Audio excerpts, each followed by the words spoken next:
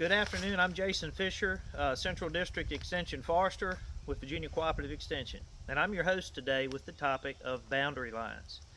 That's a topic we're probably going to need to revisit because it can go a lot of directions. So what I decided to do was just talking about boundary lines from a private property landowner perspective so that you can enjoy your property, be safe from some liability, or at least show lack of negligence, and look at some things that may help you enjoy your land.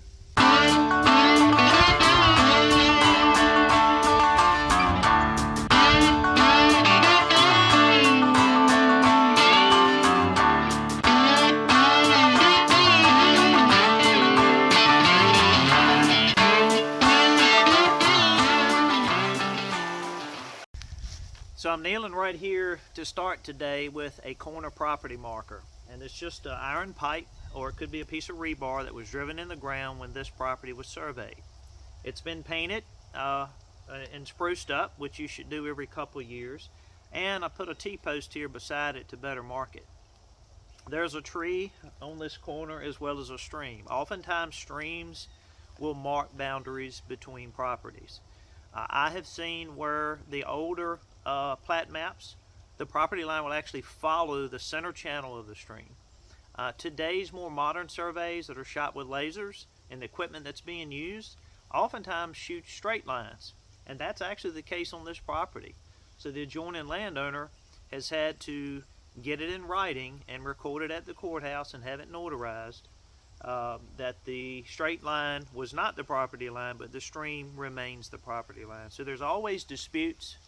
There has been disputes since there's been man on earth with property lines. The other thing is I've seen plats. We'll talk about a plat map here in a little bit. You can go to the courthouse and find one. Oftentimes they can even email it to you nowadays, which I've had that done. And I've seen plats that would say, like this 20-inch beech tree. Literally, the plat would say beech tree or even 20-inch beech tree. Well, if the plat's 50 years old, that's probably not a 20-inch tree anymore, maybe a little bigger. It may not even be there. It may have been cut or died, or like this picture, sometimes beavers even cut down line trees or corner trees. But this stream's marking this boundary. Here's a corner marker, and most foresters that I spoke to on this topic said you need a place to start. So my suggestion is to find your corners and go from there. But since we're not talking about small half-acre woodlots, we're talking about acres and acres. Even the corners may not be enough because there may be thousands of feet or even a mile between corners. And so that line could change. So as you go along the line, there may be pins placed, and I'll show you that on the plat as well. So if you know how to read a compass and know your pacing, you can get pretty good at finding probably even some of your pins, maybe with a metal detector, if not some things, to find your own property. I did that with this property. The survey was 20 years old, so that was pretty easy. A record of deed of ownership. You can find this information at your local courthouse. When looking at the deed, you can also locate a plat of survey to find details about your property. These details include corner markers, pins, acreages, streams, and other details about the map that you'll want to know about your property.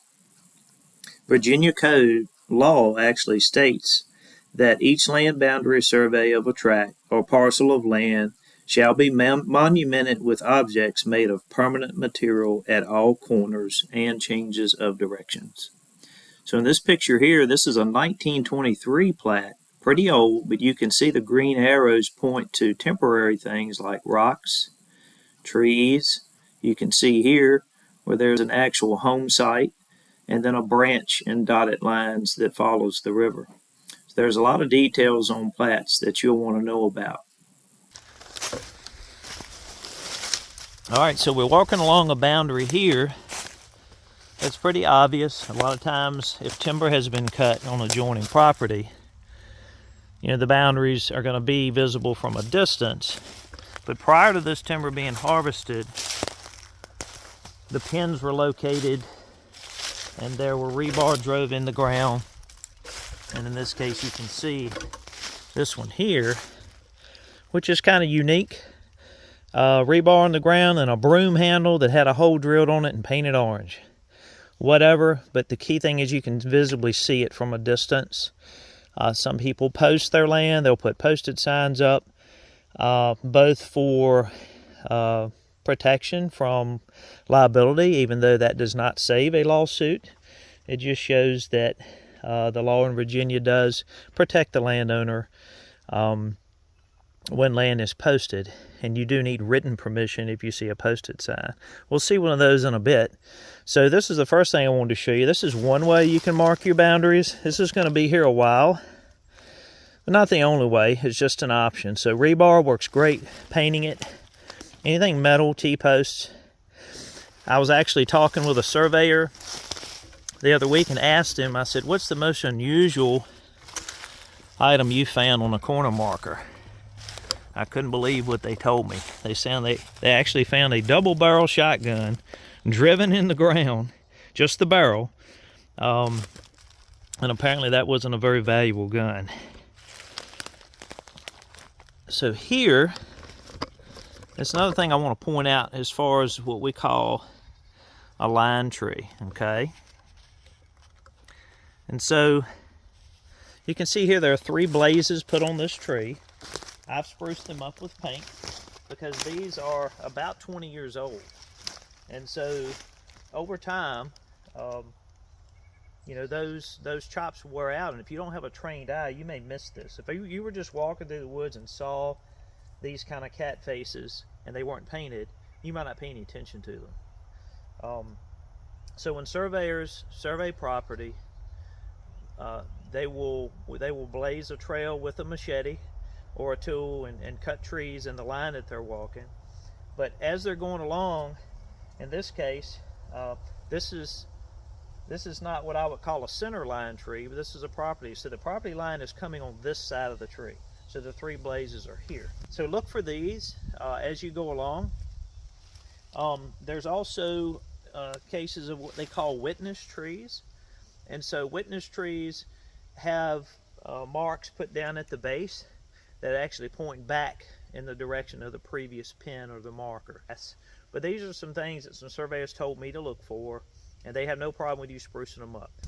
So if you have land surveyed, go out soon when the weather's good, preferably, or at least within that first year, and spruce up those corners and even the line trees on your property, okay? Good old barbed wire fence. Well, when you're in Virginia, you're going to find plenty of fencing from all the years of agriculture and raising cattle and livestock. Still the case, but not quite as prominent. These old fence lines will oftentimes mark a boundary. This particular fence line is about 30 or 40 yards from that stream that we were just at. Stream's right there in the bottom. And so at some point, someone decided that the creek was the line. But here's this fence. So a lot of arguments have not been settled over fences. And you can see this post has fallen. Barbed wire's there. Some trees have fallen across the old fence. But old fences are something to look for when you're looking at property or when you're walking your own property, to at least know about some neat history about boundary lines. And they may be contested. Some of them are still property lines today. But when a new survey is done, oftentimes they can follow fences and they can follow streams, so the surveyors tell me. The landowner requests that. But typically they're going to shoot a straight line, and that may cause some issues, so be prepared for that. Just wanted to point out the fencing here as an example of a boundary. Barbed wire and then some woven wire. You can see the old woven wire here, probably where there were pigs kept or hogs. Just about every family in the south side raised a hog and fed them scraps out of the garden. So just revisiting the stream, which is the property line, and now you can see this fence, whereas down lower the fence did not run along the creek. So I want to point something out about fencing. Years ago, people fenced their livestock to the stream, or put the fence right across the stream so they could go and get water. So don't just rely on fencing, because modern times today, things have changed. We've become more responsible stewards of our land and protecting our water quality. And one way we've done that is fencing livestock out of the stream. So I know this is a forestry segment, but I want to point out, this high tensile fence here, it's not barbed wire, and it's a ways from the stream. In fact, now we fence our animals out of the stream and put in wells and waterers for them that won't freeze up. So we've come a long way, but most time when you find these high tensile fences, they're probably not on the property line or on the stream like they used to be, or like barbed wire used to be. So just be aware of that. You can see it's marked Mecklenburg, MEC for Mecklenburg Electric, and then there's a number, and so you can reference that number. For example, when they chip or spray this right away, after all the hard work of planting this wildflower meadow, I'll show you a spring picture of it. Doesn't look like one now. We don't want that sprayed, obviously. So how do you protect that? Well, you have to communicate and hope that that goes through. Sometimes it doesn't. Sometimes there's poor communication and it still gets sprayed or bush hogged, and you just got to deal with it, because again, you're in the right of way. So if you're going to choose to do that, just be a good communicator and be a good neighbor about it. This is a public boundary line, which is marked in orange. And when you're walking out looking at boundary lines, wearing safety blades is important. So as we walk along this property line, we come to another pin marker. And just a point I want to make is, so far today we've talked about different things to use to mark your boundaries with. So you can't just rely on trees, so make sure when you're doing your boundary marking that you use items that are more likely to stay there for some time. I've seen my grandfather actually mark the corner of the property with a huge bucket of cement.